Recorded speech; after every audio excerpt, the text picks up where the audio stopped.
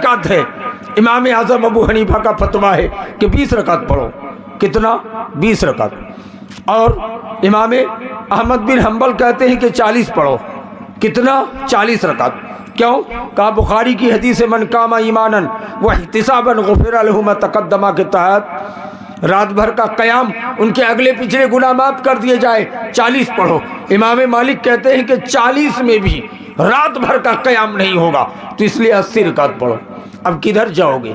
हनफी भाइयों का इमाम अबू हनीफा का कौल है 20, इमाम अहमद बिन हम्बल का है 40, इमाम मालिक का है 80। अहले हदीसों ने कहा देखो इमाम अपनी जगह में बहुत बड़े हैं, उनका इज्जत करनी चाहिए। कोई किसी इमाम मुहद्दिस का नाम अगर गलत तरीके से लेगा तो मुसलमान नहीं है, एहतराम से लेना होगा। लेकिन वो नबी नहीं थे, उनकी शरीयत नहीं मानी जाएगी।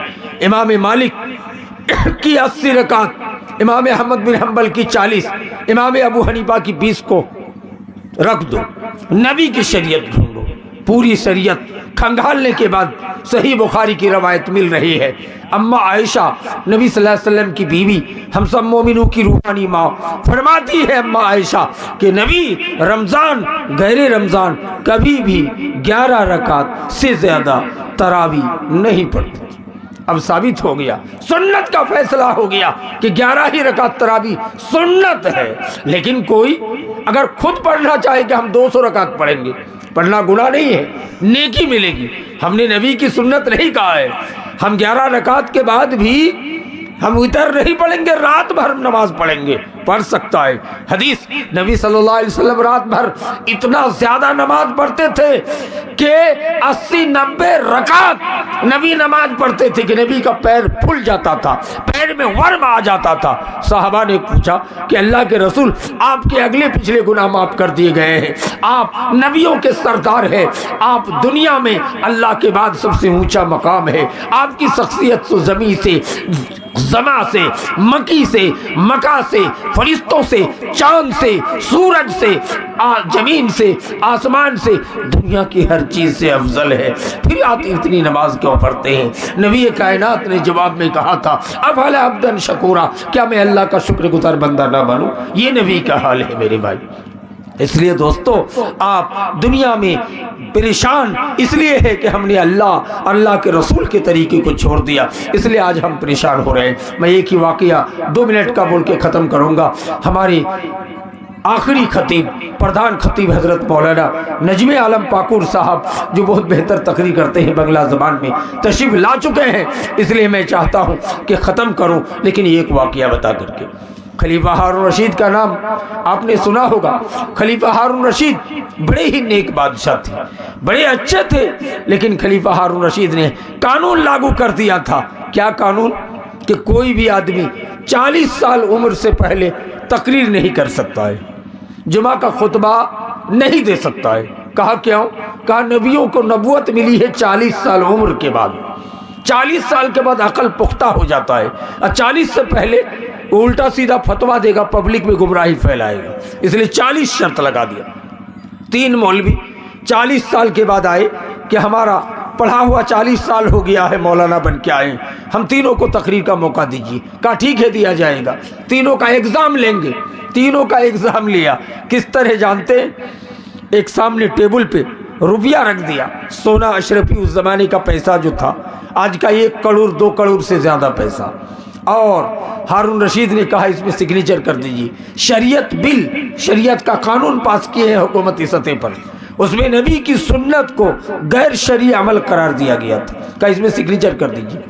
वो मौलाना कहा नहीं करेंगे। कहा अगर नहीं करोगे मौलाना तो आगे जल्लाद देख रहे हो, बादशाह का हुक्म है, तलवार से आपको टुकड़ा टुकड़ा कर दिया जाएगा।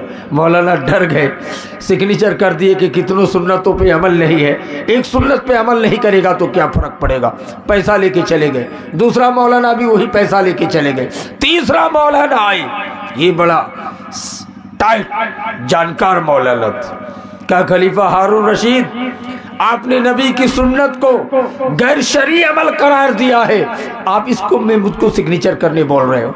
मैं तैयार नहीं हूँ, जल्ला दो, तलवार लाओ, मैं नबी की सुन्नत के खातिर कुर्बान होने के लिए तैयार हूँ।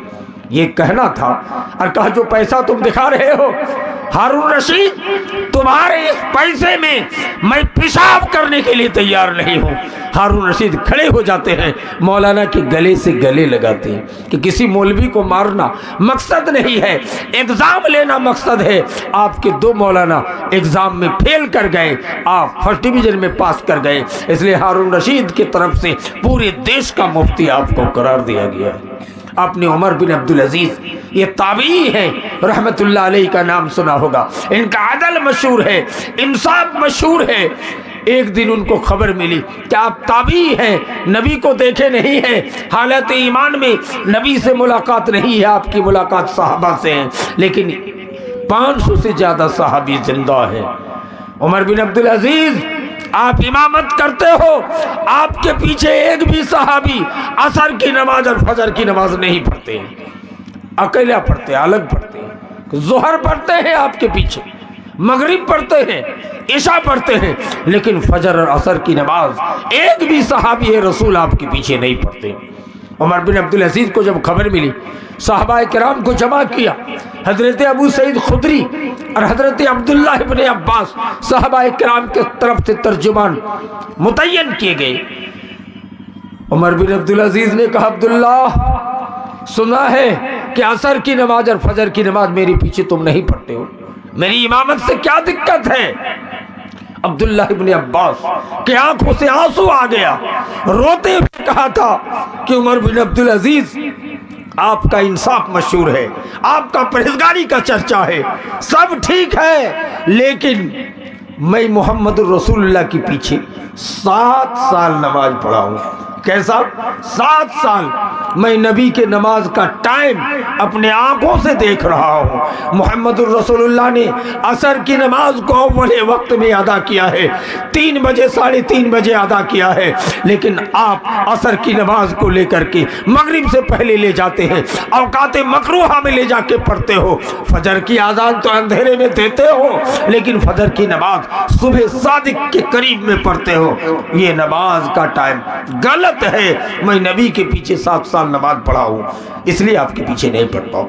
عمر بن عبدالعزیز رونے لگے، کہنے لگے پہلے کیوں نہیں بتایا تھا، ہماری نماز رائے گاہ نہ ہو جائے۔